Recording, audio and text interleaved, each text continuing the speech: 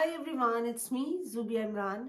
परदेस में ज़िंदगी के बारे में हम बात कर रहे हैं आजकल, क्योंकि मेरा एक सेगमेंट है जिसमें हम परदेसियों की ज़िंदगी, उनके रहन सहन, उनके दुख दर्द, उनके दुख सुख के बारे में बात कर रहे हैं। परदेसियों की ज़िंदगी के बारे में बात करेंगे। जो परदेसी होते हैं उनके दुख सुख क्या होते हैं, उनकी ज़िंदगी में कौन कौन से अच्छे और बुरे एस्पेक्ट्स होते हैं। तो क्योंकि मैं अपने मुल्क से दूर हूँ और बहुत सी ऐसी चीज़ें हैं जिनसे आप गो थ्रू होते हैं, या जिनसे आप जो चीज़ें आपको समझ में आती हैं। जैसे कि परदेसियों की ज़िंदगी का एक बहुत ही ख़ास और अहम एलिमेंट है उनके बच्चे, उनकी तरबियत, उनकी ज़िंदगी के सारे मामलात।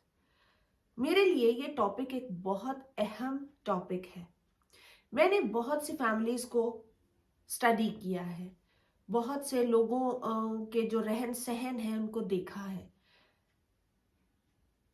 उनके लिए मुझे लगता है कि नॉर्मल टॉपिक्स जैसे कि रुपए पैसे के मामले, रहन सहन के मामले, खुशियाँ, त्योहार, बहुत से ऐसे सोशल मैटर्स जो हैं वो बहुत मुश्किल तो नहीं होते।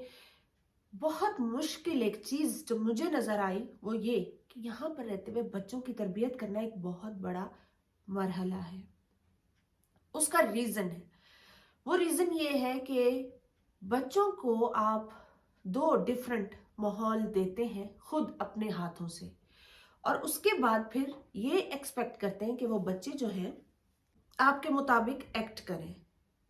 आप उन्हें अपने मुल्क से लाकर, जब यूरोप, अमेरिका, कनाडा, किसी भी कंट्री की बात कर लेते हैं, आप रखते हैं और अपने मुल्क जैसे कि अपने देसी मुल्कों से दूर ले आते हैं, तो आप उन पे इन्फ्लुएंस करते हैं अपना देसीपन, और उन्हें कहते हैं कि आप यूरोप में या अमेरिका, कनाडा, व्हाटएवर कोई भी कंट्री है, वहां पर उस माहौल के मुताबिक भी सरवाइव करो और भरपूर कामयाबी से करो।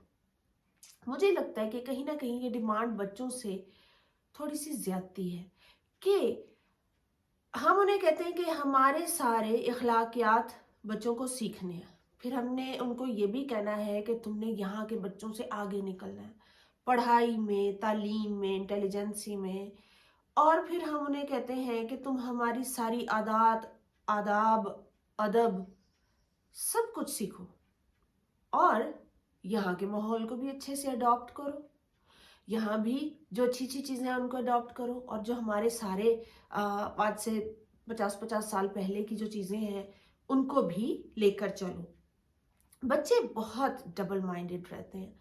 बच्चों के लिए बहुत सी ऐसी चीज़ें जो उन्होंने कभी देखी नहीं होती, और बच्चों को यहाँ पर लाकर हम इस बात पे इन्फ्लुएंस करते हैं कि you have to learn the culture, you have to know all the habits of European, Canadian और American kids.